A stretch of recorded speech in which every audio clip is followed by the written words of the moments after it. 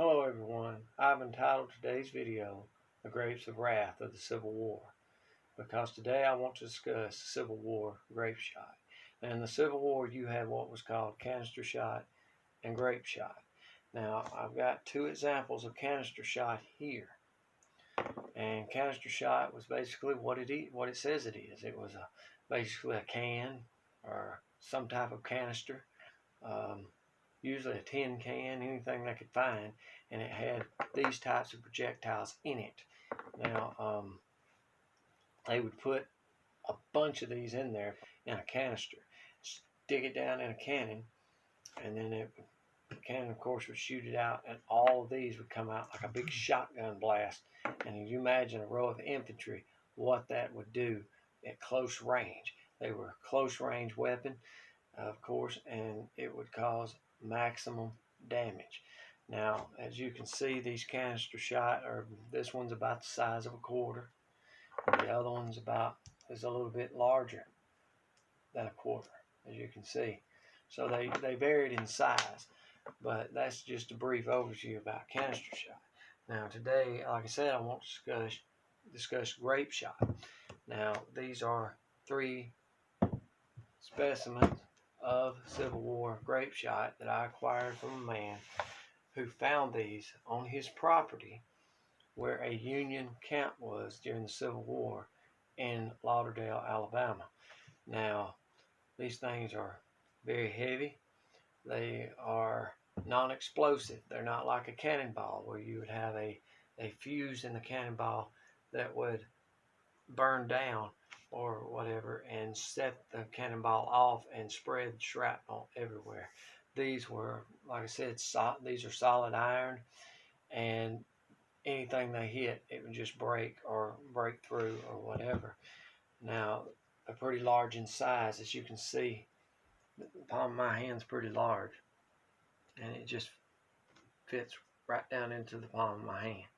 And as you can see, the comparison between the canister shot and the grape shot right there. I also have an aluminum can here to show you some of the size difference. Of course, it takes up that entire top of that aluminum can there. That's pretty amazing how large they are. Now these would have been usually in groupings of 9 to 12 normally. They could have been more, but usually 9 to 12.